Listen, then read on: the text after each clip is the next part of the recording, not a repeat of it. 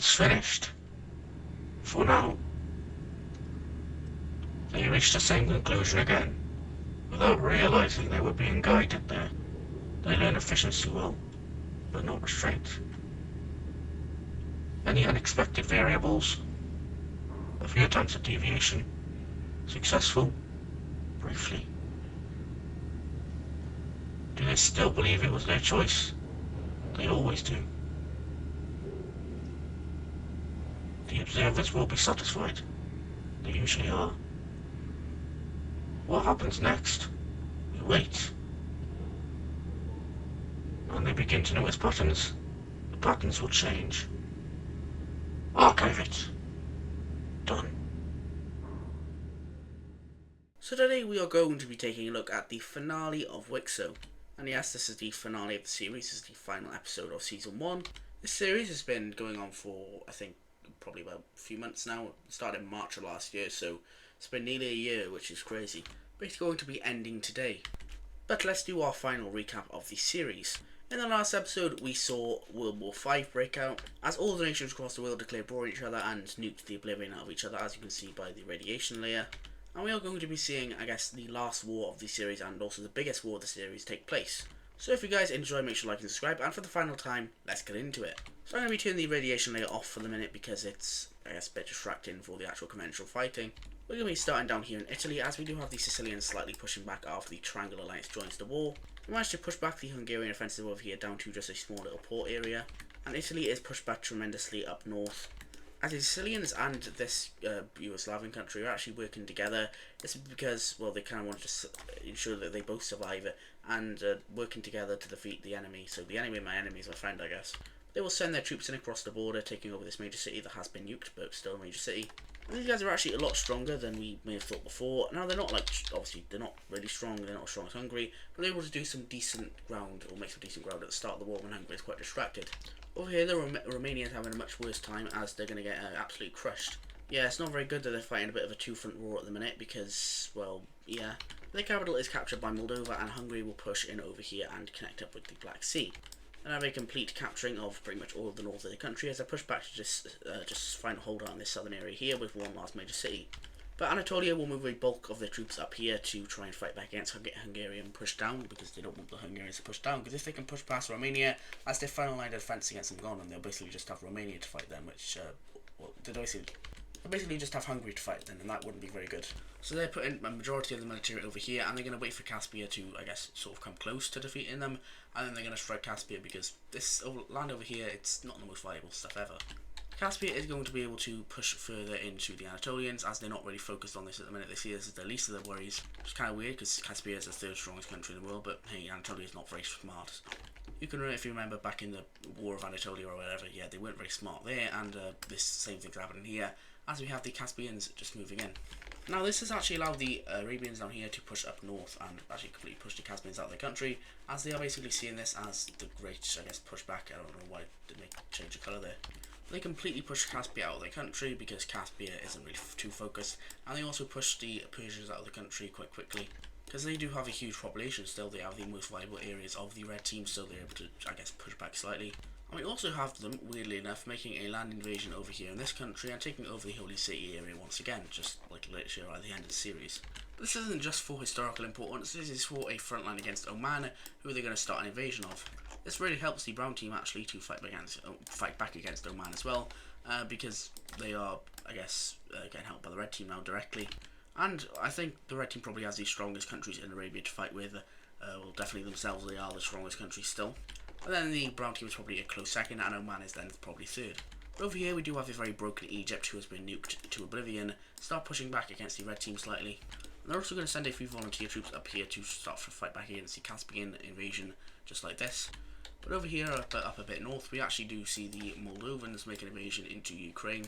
This is because they don't really have anything else to do at the minute, and, well, it's the only, I guess, good option for them to do. They should just invade Ukraine, you know.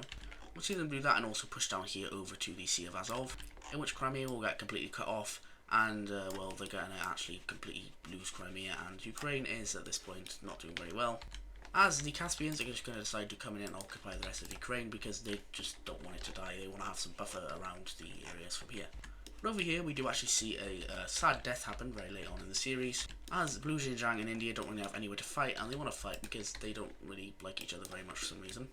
And they decide to invade into Blue Xinjiang. Now they're able to do this because the technology is very futuristic. They can probably jump over mountains at this point, which they definitely can't, but they definitely have technology to help them get over the Himalayas, so they both just invade up into the Green Tibet country, and it's dead. Which over here the Indians will start to push back up against Blue Xinjiang because they are a lot stronger, and Blue Xinjiang just kind of want this for a buffer, which a lot of countries do in this war. This is very buffery. But they will also redirect some focus over to the They will redirect some focus over to the yellow country over here to start an invasion of them. They'll start an invasion up into this grey country. But not only that, but also with the help of Siberia, because Siberia at this point is probably a top 30 power. I mean, they have quite a lot of land. And yeah, it's pretty cool over here. Moving a bit more east, now we get to probably what is the most important, or not important, but most interesting front in this war. That is the Korean front over here, as Korea and Japan are going to be going up against the Chinese countries. Now straight away, as you guys probably expected, Shandong is going to be making an invasion of Korea. They are the 4th strongest country in the world, so I mean, it makes sense for them to do this. They're a lot stronger than Korea, and they're going to be able to push quite far into them. However, it's going to stop once the Japanese military has completely arrived in Korea, as there's going to basically be just a huge stalemate in this area, just like that. However, they do take over the entire northern region up here, and they start pushing down south in a very slow grind, as they want to, unsurprisingly, finish off this country. A lot of countries are probably going to get finished off in this episode, which that makes sense. But coming over to Europe now, we do see the Dark Red Union actually completely push the Swedes out of the Danish peninsula, as they then start an island hopping campaign across the Danish islands in the Baltic Sea, eventually arriving in the southern part of Copenhagen and fully taking the island, before then planning to make an invasion of southern Sweden, which will probably come in the next few years. Moving south then, we do actually see the Dark Red Union completely take out all of the Iberian area, which they fully win over Iberia. But now that Iberia has been won, the Dark Red Union can fully focus on Italy now, as they want. That's basically their plan, to consolidate all of Europe and then go after Africa, as they start taking over all of skirmish like this very quickly. And they then send much aid into the Lime team and, the Hungarians to try and take all of the northern Italian areas, as the short advance by the Yugoslavians will officially end, as they will lose all ground in the Hungarian country. As we then see a massive push starting into Yugoslavia to fully secure Europe, because that's what the Dark Red Union is most focused doing, which I've said about 100 times. Coming over here, we are going to see this country get what? They're going to get flattened pretty quickly because, they have about 50 members from the Square Alliance on their border, and it's not going to go very well for them. Finland, who is probably at this point a top 15 power, is very strong, and they're going to be able to quickly invade into the Grey Russian country. We also have OG Russia over here starting a small invasion. However, they're not able to do too much because they're not very strong. With all of the Eastern European power on this country, they're going to completely fall, which is actually one of the first orders of business for them to do, and then they'll focus on the Siberian country. And they start an invasion over here and just completely destroy them because they aren't very strong. I mean, the economy is okay because they have quite a lot of oil to sell, but other than that, the military isn't very good, so they're going to probably fall quite quickly. Over here as well, coming over a little bit more west, we have the Finnish invading Sweden. This is a no-brainer because Sweden is one of the biggest, I guess, disadvantages in this war. But Sweden isn't going to be very weak here. They're actually going to push back against Finland. They are quite a strong nation, Sweden, and they can very much defend themselves against a threat like Finland. And they start a small push into this part of not southern Finland, but this northern area, which don't make any sense. And then they do something which is a bit unthinkable. I don't know why I use that word, but they make a landing on these two Baltic islands over here, and make a landing in mainland Estonia as they attempt to take the country out. Sweden was a lot stronger than a lot of these countries thought, because they have been preparing for this war for many decades now. The military is probably maybe top 10, I don't know though, but yeah. And let's actually do one final power rankings of the world, because that's a bit appropriate. But number one in the world at the minute is, of course, the Dark Red Union. They are the strongest country in the world, they are the strongest military in the world, and they're also just a very authoritarian, very well, I guess everything works in the country. They don't have much instability, because any instability just gets instantly suppressed, with ruthless force, obviously, which is why they're able to invade so many nations, because they just completely suppress them very quickly, and are able to completely, destroy any resilience that they have. Number two in the world over here is then going to be Egypt. They won World War IV, obviously, and they gained a lot of valuable land along the Mediterranean coast by doing that. And they're also the second oldest country in the world, which they're obviously not the same country as they were back then, but, I mean, it's pretty similar. Now, they were quite weakened. They were actually number one before the war, but they then became quite weakened as they got very badly nuked. The Dark Red Union was nuked, but not quite as badly as Egypt. Even though the Dark Red Union's major areas did get nuked, they still have a lot of other areas to kind of fit the population in, But Egypt got completely nuked around the Nile, which is really their only population centre. Number 3 then is going to be Caspia. They have a very strong economy due to their uranium exports, and they also carry a very large and indefeatable military, which, why did I use the word indefeatable? That's a bit weird. But yeah, very strong country. Number 4 then over here is Shandong. They were the leader of the AU for many years until that collapsed in World War IV, and they were able to keep their strength for quite a long time. But they were sort of able to keep their strength up after World War IV because, I mean, look at this is a huge populated country, although obviously with nukes their population has been reduced a lot.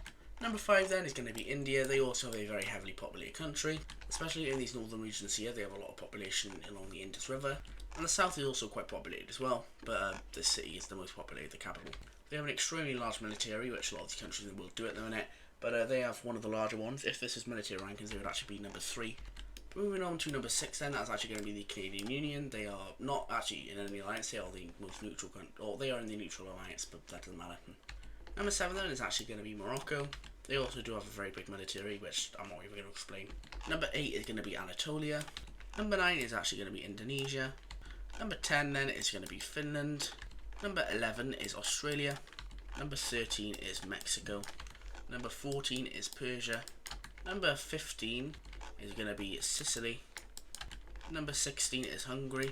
These two are very close in power, keep that in mind. Number 17 is Nigeria. Number 18 is Japan. Number 19 is actually the red team. And number 20 is the... oh, my mouse has died. And number 20 is the Brazilian country. Anyway, now let's move on to our next front. That's going to be down here in Southeast Asia. As we see the Burmese kick back against the Cambodians over here. And they're going to take big advantage of the fact that their military is very good at fighting in the jungle. So, well, Cambodia, but they're going to be taken big advantage of. As we have the Burmese coming over here and invading into Cambodia. And they're also going to be helped by China over here, who is going to be able to invade into the northern parts of the country. And we do see the Burmese push further into the Cambodians over here, capturing this major city and also pushing over to the South China Sea. And from there they will continue to snake down the coast and take big advantage of all this. However, over here the Cambodians are going to start to invade into the Burmese. They may be getting help from a certain nation who is in the neutral alliance, but they do prefer this country here. And who knows what could happen with the neutral alliance. This could be pretty big. We're finally moving to the Americas now, as I'd say Florida is kind of cooked. They're surrounded by about 20 enemies, so yes, not going to be very good for them, as they have the full brute force of the Mexicans and the Texans, which the Mexicans, they are a top 20 country, so yeah, that's not very good. Not only that, but we also see the Cubans land in the southern areas here, starting to get towards the capital, but they don't quite make it. And overall, this is just a complete, disgustingly bad war, and they're going to win super easily. And yeah, Florida is very cooked, as you guys could have expected, but down here in South America it might be a little bit more equal, as Colombia has gained a lot of strength from the Dark Union. The Dark Union sees lots of potential in them, and they're giving them a lot of military equipment and a lot of troops to fight this war, so they'll invade into the Venezuelan country and fully take them out. Over here we also see Peru start an invasion into Ecuador, as they will start to just invade into the jungle areas and also go over to the Pacific coast. But the Colombians will take over the northern areas of Ecuador and take also the capital, which has been nuked, but it's still the capital, and the rest of the country will just completely fall over. And over here we are actually going to see Amapola get a bit of advantage back against the Amazon country, as the Amazon country isn't very strong. They're definitely the weakest. They only managed to push in this far because of a surprise attack. But now the surprise is over, the Amazonians have geared up their military a lot, and they're going to be able to invade into this country. As down here they send out their military in a very special operation to come and capture the capital, which they're very easily able to do. And this other major city over here was actually completely destroyed, so I should probably update that. Yeah, it was just dead. Probably most cities by this point can withstand a nuclear bomb, but not in this country, because this country is very underdeveloped, and yeah. So once the pretty much only city that they run for dies, they get completely occupied by the Brazilians, and yeah, very easy for them to do this. And now they start an invasion into the Peruvians over here. Over here in Arabia, we do see the communists start to focus to take out the Magenta country here. They seem to be the sort of, I guess, biggest, or second biggest threat at the minute to them, because that's the only country they really border. Oman's here, but they think that the Square Alliance will take out Oman, and they could take out the Square Alliance then. They'll come up and they'll capture this major city over here and start to come along the coast. And then we see Egypt come out from over here and start an invasion, taking the capital, and very quickly taking over a massive amount of this country. And as you notice here, they do kind of stick along the area of the border with the red team, that is because they want to have a big front line against the red team to attack them. And very quickly the country will completely fall over, as there's no more major cities left now really to operate from, so it'll basically just be completely divided between these two. With this extra sort of strength, the blue team will be able to kick the red team completely out of their territory, and we have a giant invasion starting into the red team just like this. They'll also attack over here in the north where their troops are already stationed, so yeah. And even managed to come over here and collect this major city. Collect? What? And a lot of the countries in this area have now shifted focus from defending themselves to taking out the red team. As we even see the Anatolians manage to push back a little bit because the Caspians want to fully finish off the red team. They realise that the red team is in a weakened state now, so they can fully kill them. They do also take this major city over here, and Caspia is going to basically just redirect their advance down here. As they'll start an invasion into these upper sort of Mesopotamian areas over here, start taking out a bunch of the major cities that the red team does have. And I realise I should probably have turned the rivers layer on. I don't know why I don't have that on, but oh well. We also see the Persians over here start an invasion and sort of just use this river as a barrier. They're not going to really get to Metopia again, that was only because it was a very quick advance, but well, they're just going to be able to do this for now. There's also Indian supporters coming over here, and the red team, they are still going to be able to do quite good against Oman down here, as they're using a brunt force, or like a lot of their military. They basically say, we'll take out Oman first and then focus on the people invading us. We also see the brown team doing much of the same, as they'll basically take over this front line now when the red team gets attacked, as they see that this is a lot bigger of a threat than just, you know, kind of settling back. So they'll give the front line pretty much fully over to the brown team in Oman, and they'll leave it to the brown team. However, the Omanis aren't quite like, I mean, they're going to be able to push back quite a bit now against the brown team because they are still quite strong. And they will ask India to do something, and India thinks it is a pretty good idea. As they'll start nuking the hell out of all the brown team's major cities over here, and, well, yeah, not too good for the brown team. They'll get completely nuked to oblivion. With this, the army and military is completely, basically destroyed, or a lot of their infrastructure is, and, well, the Omanis are going to be able to basically kick them back fully and retake all of the occupied land over here, and they've just completely destroyed the Qatar country, so yeah, rest in peace. They even invade up here into this the Holy City area and start bigger invasions along this area here, and the red team will make a final decision to basically just come in and occupy the rest of the brown team because they can see that they're not doing much anymore, so they're just going to come in and occupy this. Over here in East Asia, the Korean front has basically turned into a stalemate, so they're going to redirect their focus onto the Chinese country over here and start a very quick invasion of them. As you can see, Gold China do this, which they haven't really made any invasions in a few centuries. The last thing they really did was the Chinese Civil War, which that's long over by now, so yeah.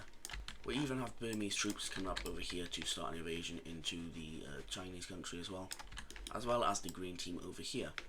Well, the green team isn't 100% safe, as we see the Indians starting a pretty big invasion. Well, no, I didn't mean to do that.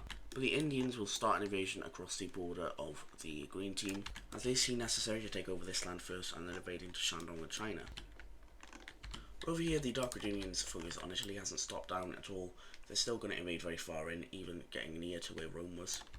And we also have the Hungarians doing a similar thing, as they are not as focused on Yugoslavia anymore, and they'll start pushing into some Italian areas. And the Italian front is going better than anything before, and they even managed to recapture Rome.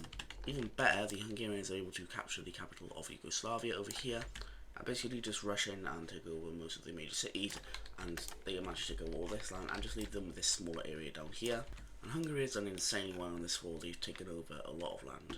They even managed to pretty much completely destroy Romania now, and they're completely dead, and they start an expected front into the Hungarian areas, or into the Anatolian Thracian areas. Over here now we do have the Dark Redunians starting an invasion on mainland Sweden. They have prepared for this for probably a few years at this point, or maybe not a few years, but maybe a few months, and yeah, it's starting out a huge, just complete break, like, a huge invasion of Sweden will start, as many coastal cities will start to be occupied by the Dark Redunian, and they'll manage to connect up all their fronts over here and basically just surround the capital. This is going to lead to the Finnish front line, which was previously going very good, start to not go very good, and they get completely kicked out. And from there, an invasion will follow, as the Finnish will start a new invasion into Sweden. The Estonian campaign is also going to be completely, well, kicked out. And we see the Poles come up here and take over all of Gotland. Going to the east now, the reason that the Finnish haven't really gone full on Sweden is because they're invading into Siberia and taking over many of the areas that they have. And they won't be the only country doing this, as we do see the the green Siberians over here, the Siberian Union. They're going to invade into much of brown Siberia, and also into the magenta country over here, because they are kind of blocking them from going like very far into Siberia, because there's not enough really room to squeeze through. So they're just going to do that. And the magenta country will be quickly just completely destroyed, as the capital area will start to be approached. But the Finnish are the real star of the show over here, as they are going to just use a bunch of troops to invade into this area, and it's not going to go for Siberia. The last kind of, I guess, buffer state against the Square Alliance is pretty much dead now, and it'll be divided. Siberia is completely divided now, and Finland is basically huge. I know somebody very late on in the series is happy with this, but over here the war isn't going any better for the red team, as Caspia will use the brute force of their military to just invade into all of Mesopotamia. They push down here past Persia and manage to capture Metopia. I know it's a lot of land being taken, but well, they're really just using a bunch of the military here, and the red team is going to try and push back, but it's not going to be as good. This is a time in history where Caspia and the red team aren't quite equal anymore.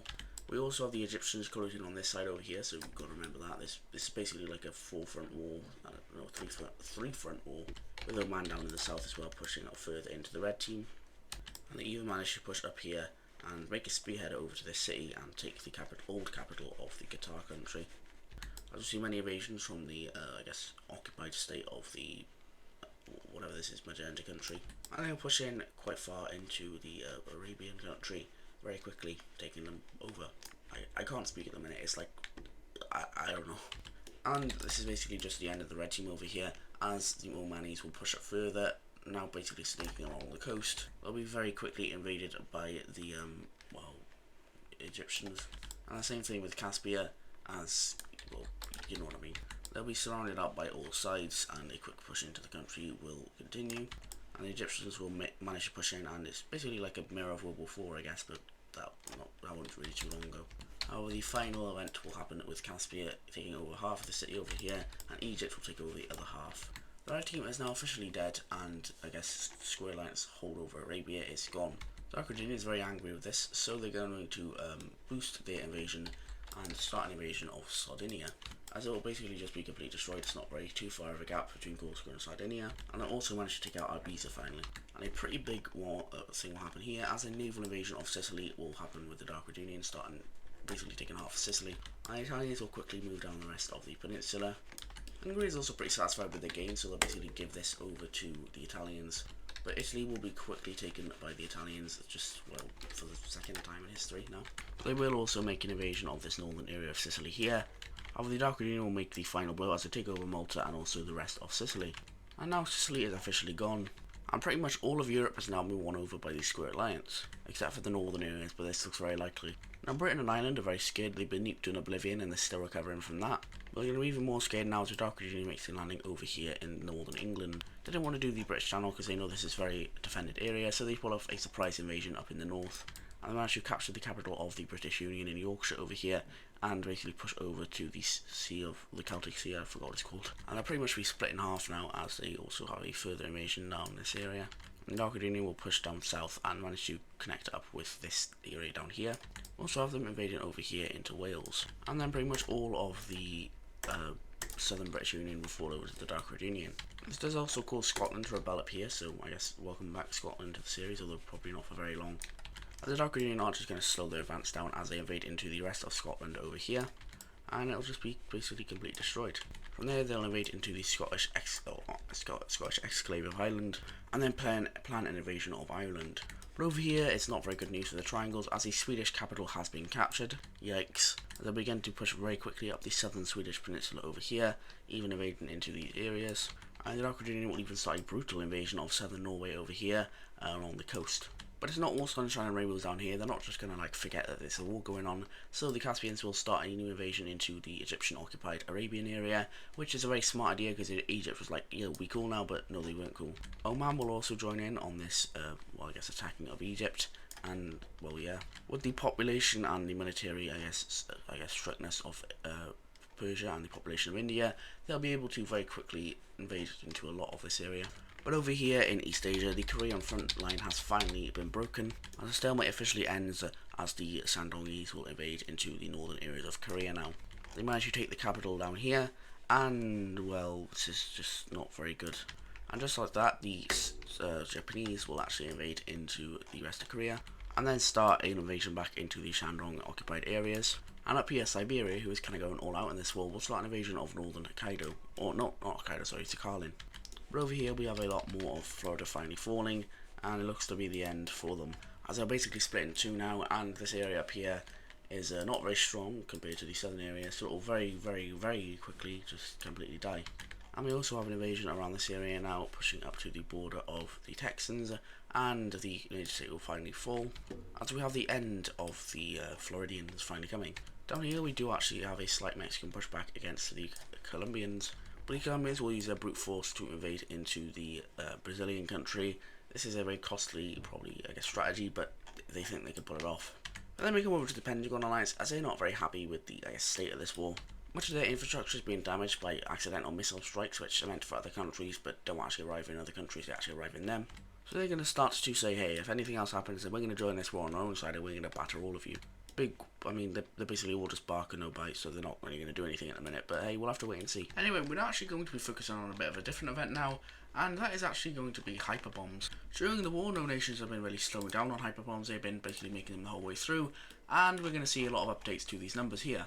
So the Dark Union will go up from 34, and they're going to go all the way up to 125. Now it's a big jump, but you've got to keep in mind that they are mass producing these. Egypt then is going to go up from 20, and then they're going to go up to 99, which is just 1 off 100. And then finally come over to Caspia, they go up from 18, and they go all the way to 63. Going back to the Americas now, we are going to see continued advances from the Brazilian country into Peru, as they use their Special Forces army to invade further into the Amazon rainforest. And they start to take over a massive amount of land over here, but that isn't stopping the Colombians from making a bigger invasion into the Brazilians. They're very fast and successful at doing this, even managing to take over Trinidad and Tobago once again, and continue invasion across the northern Caribbean coast. This is because Brazil isn't quite on their game today, so well, you're just going to have to wait for them to be on their game.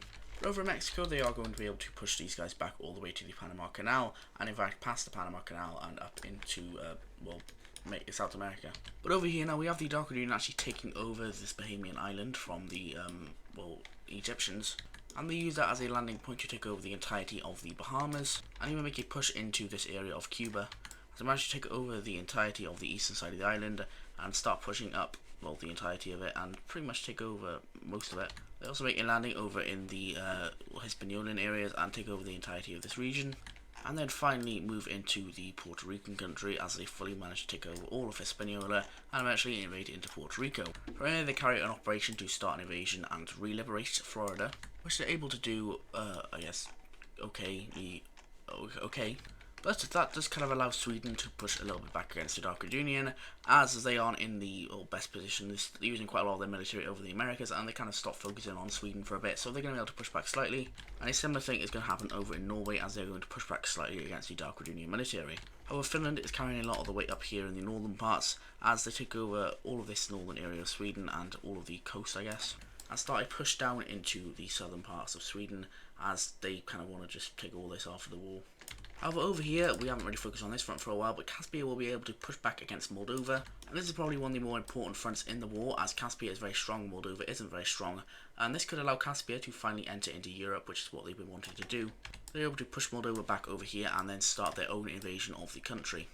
Also down here in Arabia, they managed to push back against Egypt down here. They even push slightly more into Anatolia over in this region, and Caspia is basically just starting the Great March West, which is what they call it. However, it's not going as good for the triangles in Southeast Asia, as Cambodia has pretty much lost all of their advance now.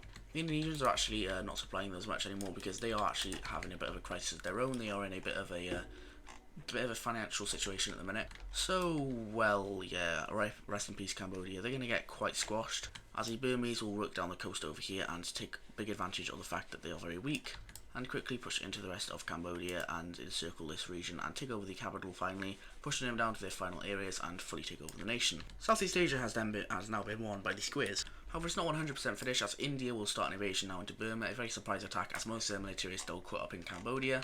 So this invasion is going to go very well for India, also considering the fact that they are a very strong country. I believe it's the 5th, I honestly forgot. And they'll even start to semi-liberate parts of the Chinese country here. However, it's still not going good for them, as now Gold China is pushing into them very quickly.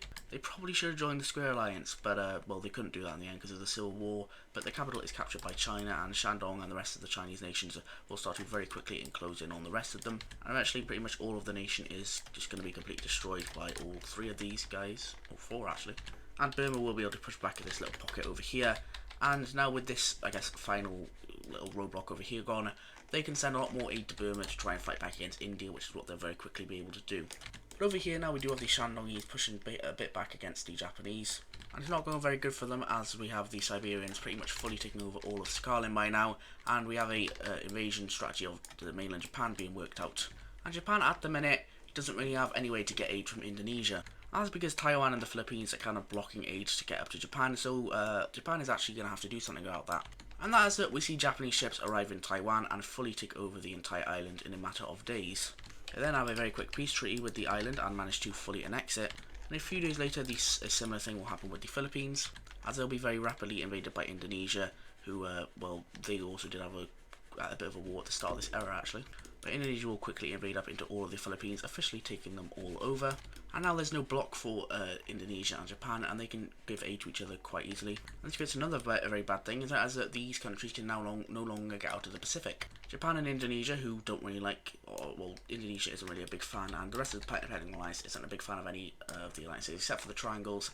Well, they're not able to get out of the Pacific these days, which means they aren't going to be able to aid the Pacific countries over here, which still get aided by Europe, so it's okay, but still not great because China and, well, some of the other Square Alliance members were very, very good at aiding them. We're actually giving them a lot of aid, so yeah. But another bad thing is this opens a possible invasion of China by Japan, which that really wouldn't be good because Japan is a pretty strong nation at this point. Even though they are getting invaded by Siberia, this is really not too valuable of an area, and they don't really have a big military presence up here, but their big military is mainly in Korea at the minute, which is trying to fight back against Shandong. Which after a bit of confusion and a bit of military, I guess, which after a bit of a logistical error, we actually see the Japanese push back against Shandong up here and take over all of South Korea. They then move up and try and capture the old capital of Korea, however they're not able to do so because of how strong just Shandong is. Moving over to India now, we do see them quickly invade up into some areas of the Blue Xinjiang country, as they manage to completely take over all of the former Tibetan country here, and start their invasion up into the nation of Xinjiang. We also see a similar thing over here happen with this green country, as they get very quickly invaded by the nation of India, who is a very strong country, as you saw in the power rankings earlier. We're also getting help from Persia, these countries over here in Central Asia, and a lot more. But Siberia is not stopping anytime soon, as they start to rapidly invade the rest of the grey country, and they also very unfortunately manage to take out the rest of the magenta country. Xinjiang will also follow up and start a very rapid invasion into these areas of the grey country. We'll move back to this front later, as we're going to have to move over to Europe for some pretty important events. And that is that we finally have the Dark Union making a landing over in Northern Ireland over here, and they start pushing down the rest of the island of Ireland. Well, that's a bit of a tongue twister. They also make a landing in the southern area here in hopes to squeeze the country into the point where they have to capitulate, and we basically just have the rest of this going like this. And finally, the final major city, or the capital of Ireland, will fall, and Ireland is now out of the war. We also have a very quick invasion being made over here of Iceland, which they're able to do, capture the city and basically take the rest of the island. And the Dark Unions are looking for full dominance over the North Sea next, because they basically have all of Europe at this point. Now they just need the North Sea. Also, the rest of Yugoslavia is dead as well. And the push into Anatolia will continue. However, the big problem over here of Caspia isn't slowing down at all, and it's continuing to advance into the Moldovan country. And then they're going to go to, Hungary's going to go ahead and go to the Dark Union saying, dude, the Caspians are invading all of this, all of Moldova over here. We don't really have any way to stop it. We're not strong enough to do it ourselves, so we really need some help. So the Dark Union will get a very sinister idea. One day, as many of the Caspian troops are advancing across the front line doing their normal daily routine, we have many nuclear bombs being dropped across the front line where all of the soldiers are. This kills millions of people and also innocent civilians in this region. The Dark Union just sent nukes into their own ally, which is, well, not very good. And Moldova's kind of like, hey, we did not want this, we did not consent to this. And they call the Dark Union's leader an absolute idiot. So the Dark Union is going to do a very sensible thing, and they are going to completely tell Hungary, what? I'm going to tell Hungary to completely blitz the rest of the country and fully take it over, because he does not like being insulted. He is a very, I guess, what do you call someone who doesn't like being insulted? Very self-conscious guy. I mean, they're a fascist country after all, what can you expect? But this does allow the Hungarians to very quickly push back against Caspia, as they do have anti-nuclear resilient armour, which the Caspians didn't actually have at that point because they didn't really expect any nuclear bombs. And we also have the Russians, who are terrified of what just happened to the Moldovans, start an invasion into this Caspian area too, even full-on invading the actual Caspian nation. Which Finland will also do, as they are going to make an invasion as well, because they don't want the same thing that happened to Moldova to happen to them. They're still scared of the Dark Union, even though they are probably one of the stronger members in the alliance. But they start a mass invasion using many of their troops to start the invasion of Caspia, and they basically listen to everything the Dark Union says, because the fear of the Dark Union is very high at the minute, as I've said about 100 times. And then finally over here, a very unfortunate event will happen, as Finland will rush troops down over here now, basically still listening to what the Dark Union says. And we have the Dark Union starting their invasion of Sweden. This is all out this time, as they're not as focused on stuff in the Americas, and all of Sweden will completely collapse to the Dark Union, making one of the first nations to fully capitulate in the war. Now there are all these islands up here which they're going to operate from, and in a moment of desperation they will unite with Norway very quickly just to, I guess, savour the rest of their nation. But it doesn't look like Norway's going to last for very long either, as we have an invasion being done by the Dark Union, and this as they take over the capital city and push up further. And finally, the Finnish will break across this area over here into the North Sea and start an invasion of a lot more of Norway. And this is the final result we see over here. Norway completely dies and Scandinavia has been won. And I couldn't forget about these Svalbard Islands, they will also be captured by the Dark Union. Now we need to move down to Egypt, as they are very unstable at the minute. Now in recent years they did turn to a sort of democratic communism, which lets, obviously democracy, and there's two parties going in at the minute. Usually the Communist Party has pretty much won every single election, obviously, because they are probably still heavily rigged. But in the next election, an anti-war party, which is not communist, is definitely a lot more popular than the Communist Party. And about a month or two before the election comes, we see the scared communist government decide to do something a little bit suspicious, and the very next day the leader of the opposition party will be found dead. And it's not just the leader, it's the entire party mysteriously dies. They actually fake an incident or a terrorist incident. But you should just brush it aside like, oh man, there's the Dark Union, the dirty terrorists, oh my god, why would you do this? But it's actually them, and something gets leaked to the population, and they're not very happy about it. So let's just say, watch out Egypt. The government is starting to become less and less popular by the day, and we could see something happen in the next few years. The war at this point has probably been going on for about maybe 8 or 9 years. It's a very long war and it's dragging on for a very long time, but the population of the world is, they're kind of clinging on to hope that this won't go full on, like, destructive of the world. Anyway, over here in Cuba, we have the rest of it falling over to the Dark Union, and they will also invade back up into Florida, taking over the old capital of Florida. In fact, they'll just take over all of the Cuban-occupied land, and start a push up into the Texan-occupied land up here. Moving up here, we do see the Siberians continue their role, as this green country here will completely fall over. And we have the grey country over here pretty much gets squeezed down to the rest of this area. Siberia does have a very large military at the minute and a very disciplined military. But Xinjiang will manage to finish the job, taking over the rest of the country. Maybe a similar thing over here happening. And Persia, who is a very serious country at the minute, what do you think they're going to do next? Well, they're going to actually invade into the yellow country over here, and also this country for some reason. I know they look very weird, but hey, it don't really matter. This isn't really an invasion, this is just them uniting with Persia, and this is going to allow them to have a much stronger military to push back against Blue Xinjiang, who is also at the same time getting invaded by India. Over here in Arabia, the continued, I guess, downfall of the communists will be, shown, as we have the Yemen country basically just joining up with Oman for some reason. They do this because the people are kind of similar, and there's also a bit of a coup in the government who didn't want to be communists anymore. So practically just get occupied by Oman now, and they'll say, hey, after the war we'll change the government and that, and maybe take a bit of land, but that doesn't really matter, yeah, you know. And this is bad for Djibouti, and you're going to see why it's bad. As Oman being very capable will make an invasion and jump sea to start an invasion of Djibouti. This is bad because, well, now they have direct access to Egypt as well.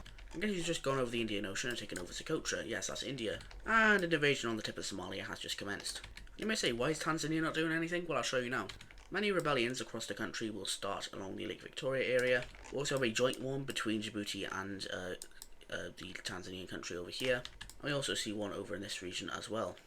A lot of these countries over here in Africa who are communists are in a very bad state of civil war at the minute, and this is because they have been nuked to an oblivion, and that's not very good, obviously. Also, the communist regimes just aren't working in the country, so when this happens, yeah. The Dark Union is seeing this over here in Africa, is going to start to be like, hey, this is actually a good opportunity. If we nuke some more of these weak nations down here, they'll be out of the alliance and they may have a little bit of population in them, and so that will weaken the military of the parallelograms. They'll start to send a bunch of nukes down into some of these smaller countries, targeting many major cities and government sites, as many cities over here in this southern African area will be very quickly nuked. And this one is a bit of an, I guess, intimidation strategy. Will be right on the border of South Africa, not quite in South African area, but it will blow some radiation into there, which will kill a few people. And Madagascar, oh Madagascar, rest in peace, man. Am I to say that? Well, we have a rebellion over here. Turns out the Dark Union's plan was right, as Madagascar will actually have a complete rebellion, which will change the government to actually not be in the war anymore. I should probably show that on the map, but yeah. Also, there's way too much pink in this area, so I'm going to change it to this like bluish colour. There's a bit too much blue as well. I don't make it like pink. No, I don't want pink. Make it like turquoise. That's alright, I guess. Similar things will happen in these nations as well, as the entirety of the north of this country will basically break away, even taking the capital city. And yeah, they'll completely fall over. And seeing this, the rest of the nations, not wanting to be unstable, will leave the parallelogram alliance, and well, yeah, they'll basically just opt out the war. They also have coups in their own governments as well. There is one thing that the Dark Union isn't going to like, and that is an offer will come from all of the Pentagon Alliance members, as many of these nations will actually join up with the Pentagon Alliance, and this is because they offer them some economic rebuilding. They also offer rebuilding of their cities that have been nuked and that. We'll even see the blue country over here join up with the Pentagons, weirdly enough. And you may wonder, what are these guys planning? Well, that'll be revealed later in the episode. Moving over here now, we have the Dark Union making a landing in the Moroccan area. Over here now, the Dark Union aren't able to get over the Strait of Gibraltar, but they may be able to make a landing over here in this Algerian area. Carthage isn't safe either, as they land in many areas across the country, as this is a pretty viable country for them to take over, as they have quite a lot of population in the big capital city, which a bit of it has been destroyed, but it's still standing. And we even have the Italians invading Crete down here, which is not very good, as Crete will be completely obliterated. And this is the last, I guess, war between the Anatolians and the Square Alliance. I'm just going to give the Italians all of Italy because it kind of looks nicer, and I guess the Dark Union would be nice enough to get them Sicily as well. They drop their own peace treaties here. They don't even care about the rest of the Parallelogram Alliance, so they're just going to take this land. The Dark Union will be taking over some of these islands, just call Squirt in a minute. But we then have an operation named Operation Crossing being made, and well, this is going to happen when the Hungarians cross over the Strait of Bosphorus, as an all-out assault will come on the Anatolian nation, as they will land in the Turkish peninsula over here, and start a very speedy invasion up across this area, taking over the Izmirian region.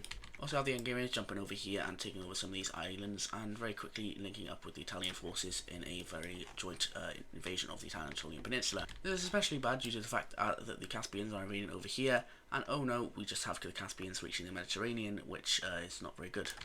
The Anatolians will tell Egypt to occupy the rest of this land, which they will attempt to do. However, Caspia is very strong compared to Egypt at this point. Egypt is quite weak, and well, you'll see what that is in a minute. We have the Caspians making a big landing up here, and even taking the Anatolian capital away, as the nation will be very quickly invaded, and well, yeah. The Hungarians, seeing this, will boost over to the Caspian occupied land and start to fight against them. Same thing with the Italians. And another communist member has been wiped out. They are very much not having a good time in this war at the minute. So the Italians are nuking many areas in Libya using some nukes that the Dark Union had given to them, and they nuke many military bases and also 2 nukes on the capital city. And now the Italians start an invasion of Tripolitania over here. Now, continued struggle for the communists will resume over here in the Americas, as we have the Colombians with a lot more support now, able to push past the Panama Canal. And we'll just see an old face return, as OG Brazil will rebel from New Brazil. They see the failing of the new Brazilian government, so they want to bring back the old one. Not really the old one, but they just want to return us the name of the old one, I guess. They also support Colombia up here, who is very good at invading these jungly areas, and they start to approach the Brazilian capital. We also see Peru do a similar thing over here, as they will invade very quickly inside of this here. And they will quickly invade the Amazon, which they're very good at doing, because their military is very good at actually invading the jungle. So yeah. But over here now we have the Caspians pushing very far into Egypt, and doing this very easily, because Egypt has now entered a stage of regression, as we see rebels now officially pop up, as the government will fully collapse. We have rebels in Sudan over here wanting to bring back the old Sudanese country from, I think it was it was post-World War II.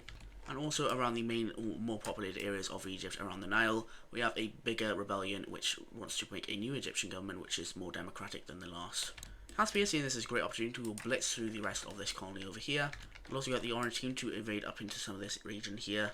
As the rest of the old Magenta country will be fully invaded by Caspia.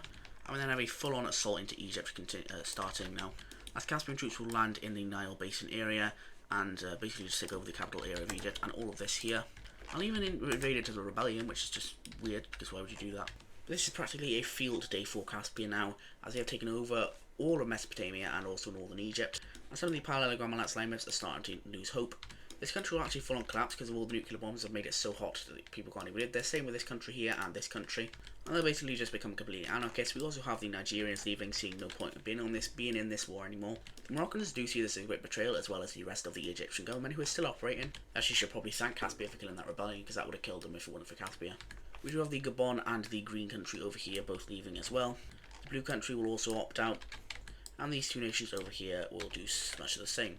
Morocco is loyal, so they're not going to back out. They're going to fight to the death, as they say. The Dark Union will continue the assault across the Algerian coast over here. And we're going to a weird moment in the war where the triangles and the squares aren't really fighting each other as much as the triangles or the squares are fighting the parallelograms. They sense that the parallelograms are on a much weaker side, so they're going to try and go after them first and then fight each other, which is probably a good strategy. Except for Finland, who will actually just full on invade the blue country over here, that's cool. The Dark Union will also link up their forces in Carthage over here, and very quickly fight in over here and basically take over all of Carthage, and they say that they are freeing the government from their awful tyrannous things, despite the fact that they're a fascist nation. We'll also see much of the same happen over here in Libya, as basically all of the coast in the northern area will be captured by Italy. The Omanese will be able to quickly invade into all of this Djiboutian area over here, take over the entirety of the north of the country, and the rest will be taken over very quickly by India. Now I am going at a fast pace, but this is happening very quickly as well, so I guess it makes sense. Also, in this nation here, they will invade some of the rebellions, because they don't really have tolerance for the rebellions. They see them as basically just the same country, and they want to take over the whole world, which is what basically everyone wants to do in this war. They also come down into Zanzibar over here, and very quickly take over the rest of Tanzania. And they shoot over to Tanzania capital here, and basically say, we're going to change the government, and they do, which just basically just leads to them being occupied. And they also invade into these two here, who basically give up themselves, saying, hey, we don't want to lose any lives, so we're just going to join up. And at this rate, the Parallelogram Alliance has just simply been reduced to basically hardly anyone living in Libya anymore. In fact, Libya is actually just going to completely collapse and go over to Italy because of just the rising temperatures. But now we literally just have Egypt, or the rest of whatever Egypt is, and Morocco, and also some members in the Americas. But they don't really focus on the Americas in a minute. They see that as a second opportunity thing to do. Over here we actually have a really brief moment of the Caspians and the Dark Union working together, as they go after Morocco basically, and the Caspians will invade what's left of Egypt. The communist world order has been tyrannous for many years now, and they've been very powerful. Egypt for decades was the strongest country in the world before the Dark Union came in. They will also take over this land here. But the nations of the world see it as a very big opportunity to finally end them once and for all. As for the many years they have taken power, they have been very tyrannous in their whatever they've done, and pretty much no one in the world has really liked them. We then see the Moroccan capital finally get captured, as a very big invasion will come down from the Dark Union and fully take over all of Morocco. Finally over here, the Egyptian leader, who is inside of the Egyptian leader who is hiding down in a bunker, scared of nuclear attacks. He will come onto national TV and he will say these following words: "Our great nation has lost after many centuries of dominance. Any civilians who are left, please surrender yourselves over. There's nothing left to fight for anymore. We were the second oldest nation in the world. Dominance lasted for millennia. And to any military personnel, surrender, you can rest. Although our great nation has lost, our spirit will live on, and although our country may no longer exist, the nation very well does." After those words, the Egyptian leader will take his own life, and the nation of Egypt will officially capitulate over to Caspia. The communists in Afro-Eurasia will be completely wiped out officially, and other than America, the war is now solely between the triangles and the squares. But did I say that correctly? Well, there's something I haven't quite revealed yet. Ever since the start of this war, two alliances have been plotting to, destroy. Two alliances have been plotting to destroy one of the others. These two alliances share decently similar beliefs, although a little bit different in some ways, and although the differences are quite large, they're willing to put their differences aside to save the world from a tyrannical regime. As two alliances will join forces and officially mark the beginning of the New World Order, as the Pentagons and the Triangles will join forces. And what similar beliefs do they hold? Well, the Pentagons and the Triangles, after this war, want to unite the world into one country. They want to unite it into one country because they do believe it would be extremely powerful. They don't see the point of having division of borders anymore, as they want to go into space, they want to discover the stars, they want to see all that stuff. But the one thing stopping them is war, and that's what they want to put an end to. So in what is the biggest alliance in history, we have the Pentagons officially declaring war on the squares and joining the war on the side of the triangles, to put an end to tyrannical regimes and countries as a whole, and create the United Earth Federation, or short the UEF. This idea is extremely popular and many other nations will start to join, as we have the new Madagascan government and pretty much all of the nations down here that have been freed. We have some old communist nations over here in the African area, although Nigeria will refrain because they are still sort of loyal to communism. We also see Alaska join, a long-time friend of the Canadian Union. And with this happening, let's let the final fight begin. The Dark Union's leader will be furious after seeing this and will order many nuclear bombs to be shot across different nations. So many will be sent that I can't even show how many there are, but you know what, I'm going to do it. It is the final of the series after all, I should probably go all out. As you have many being launched across the Canadian Union, they'll hit many valuable cities across the east coast, or the west coast. Yeah, no, the east coast. I'm an idiot. We have many areas being completely shot down now by the Dark Union, and much of the military personnel of the country is dead, and many population centres are dead. Radiation is killing a bunch of people. They also do similar things over in Caspia, as they'll even start to attack areas of the Red Team that formerly existed, and well, they're just basically going all out on all the occupied areas of the Triangle Alliance now. But the Dark Union has just run out of nuclear bombs. They used up too many, and a lot of them were destroyed during the nuclear strikes. So, wow, they're kind of cooked now. As the Canadian Union will start their invasion into the old Floridian areas over here, and very quickly the rest of the Paleogam Alliance, who is still fighting, will basically just surrender in a way. And that being these three over here, they'll just surrender and be occupied by the other nations and probably be, well, just taken into the world order. Then all it's over, so they're basically just going to not try and risk it, and they're just going to join up with the New World Order. Now, the one country that doesn't do this is Mexico. That's because Mexico is too nationalistic of a country. They don't want to be part of the giant world order. So we do have the Canadian Union ships landing over here and quickly taking the capital over. And just before you say, oh, they're too powerful, well, this is billions of people fighting here, and literally, I'm not even joking, there's about 1 billion troops on the side of the New World Order's alliance across all different continents. But the Canadian will be very quickly able to just take over all of this land here and fully obliterate the Mexicans. We also have Florida being taken over by the Canadian Union, and an invasion into some regions of the Colombians will actually start. However, that isn't before the Brazilians completely fall over. And we have the old government returning over here, but there's a bit of a twist I didn't reveal about the old government, and that's it, that they are part of the Pentagon Alliance. Uh-oh, says the Colombians, as they all start to be very quickly pushed back, and they don't really kill any civilians because, well, there's not really any point, and they see that if they just kill civilians, they're basically wasting human life, which is what they don't want to do anymore. They're going to put an end to all war, and they're going to do that by making the biggest war in history, but, I mean, it's basically the end of war. Also have this country fully joining up over here as they, the Chileans will be able to push up into Peru over here, taking over the capital. There's probably about, I'd say, like, maybe 300 million troops fighting in this American area, and you can see how just like completely destructive these guys are. They are very strong against these guys. Brazil will be able to push over here, and the final areas of Peru will actually be occupied by the Colombians, who will create what's known as the South American Union, and they just want to stop these guys because they don't want this to happen. But well, there's not much you can do about it at this point, as they'll get very quickly invaded by the Brazilians. Colombia chose the wrong side in this war, and they're seeing that now, and eventually the Canadian Union will finally deliver the final blow as they invade into this region here, fully wiping out all of South America to the New World Order.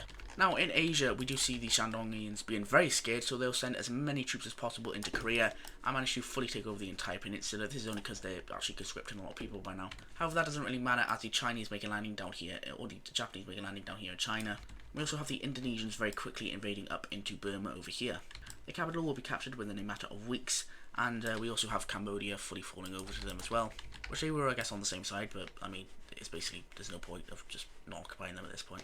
Also have Sakhalin being taken, as the Japanese invasion is basically dead by now. That's probably not going to happen anymore. As there's probably about, I'd say maybe, probably a couple 100 million troops stationed over here in Asia, and that may seem like a huge number, but the world's population is huge, so yeah. It's probably around maybe, I'd say, maybe about 20 billion by now. The capital of China will nonetheless be captured, and the Indonesians will further start an invasion into the rest of China. We also have the Burmans being completely wiped out over here, and we also have the Indians invading into the rest of this, just like that. The Dark Union seeing this is going to be very scared, and they're going to start mass producing hyper bombs. As in a few years, they're able to increase from 125, and they'll go all the way up to 1,222, and they'll go all the way up to 1,202. Caspia is not actually going to be doing this because they want peace in the world, and if the Dark Union uses the hyper bombs, well, they consider making peace with the Dark Union, allowing Europe to basically be under their hand, but they just took over the rest of the world. The Dark Union refuses to accept, and they say this is only for defense purposes only. So yeah, very scary times. Over here we have Korea getting invaded by Japan, as the Shandong invasion wasn't really effective very well. And the rest of China will be getting very quickly invaded by Japan, as flashbacks to, I guess, World War I is now coming, because that happened then. But the rest of China will be taken over by Indonesia, and with India invading into the rest of this area right here. We also have all of Korea falling over to the Japanese, and they'll start an invasion of Shandong now, and we then have the, as they will be very quickly invaded, and Beijing will also be taken over here, which isn't really a real city in this timeline, but hey. And yes, I know I've said this a bunch of times, but this is happening very quickly because of just how big the military forces of the world are at this point. This is a pretty one-sided war now. We do have the Caspians fully pushing back over here against the Finnish, and they will invade up into the old Siberian country that was right here. Just like that, yeah, it's all completely been taken by the Caspians. We'll also do the same thing over here with Siberia, who's actually not going to get invaded, and they're going to decide to switch up on the day ones, as they will leave the Dark Union's alliance and officially join up with the Pentagons. Then they have all of the green Chinese country getting quickly invaded by India, as they will basically just join up with the Indians now. And the occupation zone over here will also do the same thing. And Blue Xinjiang is also not doing too great either, as we will fully push them out of all this region over here.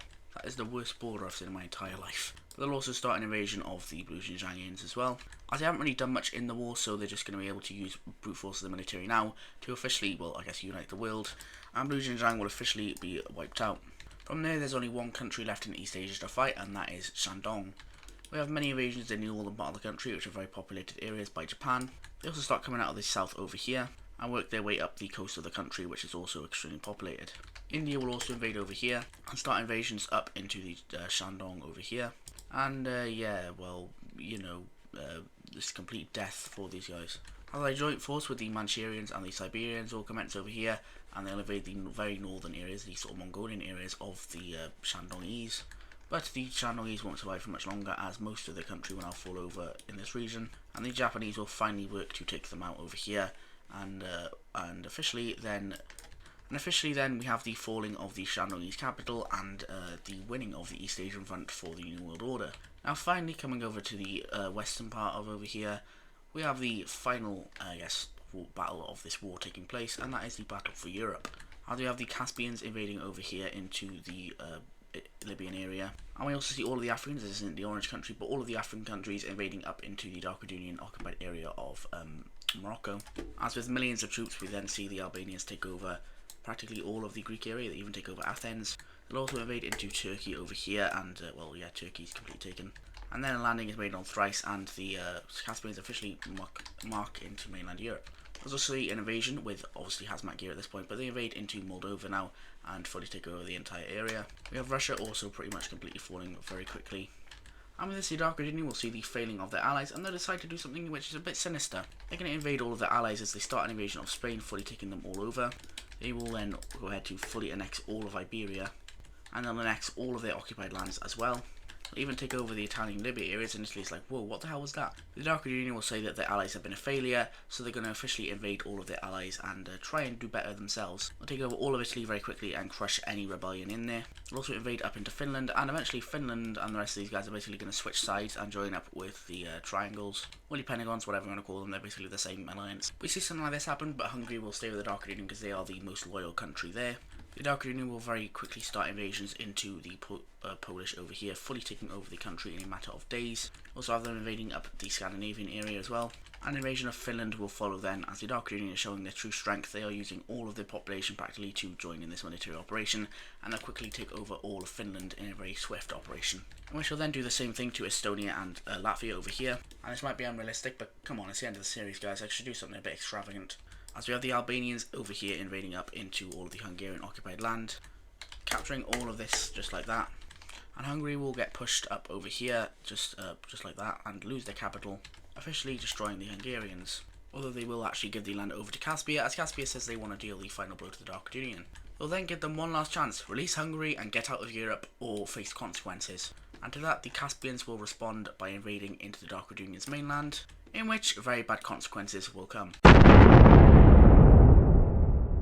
As as many hyper bombs will start to land across many of the Triangle and Pentagon members. The Dark Red Union has become extremely salty towards the end of this war, and they will not allow any other country to live.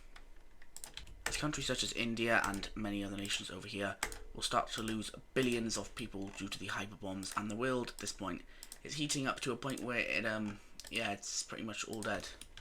We have South Africa and many other nations down here getting nuked, hyperbomb nuked by all of that. Even innocent Nigeria over here will get hyperbombed. We have nations like Japan over here, Korea, even occupied areas that they were once allies with will be nuked. And this overall is just the most completely unfortunate event ever, as, nuclear stuff. We have countries over here inside of Americas getting nuked, and Canadian Union will be very nuked by the Dark Red Union, because they kind of say, hey, we made you, so why are you doing this to us? And the Caspians, who barely exist at this point due to the amount of radiation given, will decide to do it their own to the Dark Red Union, as many places in there will start to be nuked or hyperbombed by the Dark Red Union. Billions of people are dead at this point, and the world's population has gone all the way down from 20 million all the way to 3 billion. As the hyperbomb radiation at the minute looks something like this. Billions are dead, and some countries pretty much don't operate anymore. As we have nations like the Dark Red Union, as we see nations such as the Dark Red Union completely falling over and completely collapsing, similar with nations such as Caspia. India will meet a similar fate along with Persia. We have pretty much every single nation that got hyperbombed in the entire world. They're just going to completely collapse to a point where they just, As the world map now at this point looks something like this. Albania, who is the really only nation left, will decide, okay, this is not good. Even 8 people in their nation are dying, but the only reason they haven't completely collapsed is because, well, they don't have any hyperbombs that directly hit them. So they will send a message to most of the other nations in the world saying, we have to rebuild and regroup.